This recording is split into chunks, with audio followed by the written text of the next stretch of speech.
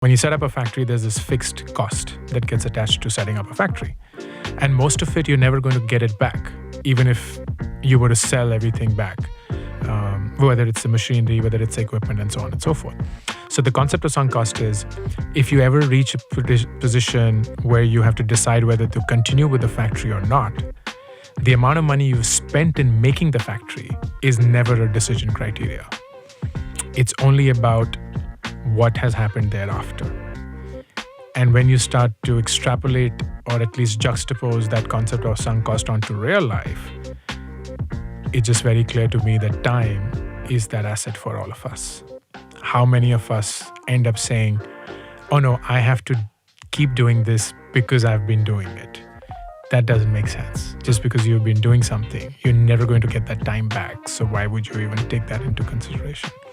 So time is the biggest sunk cost of life.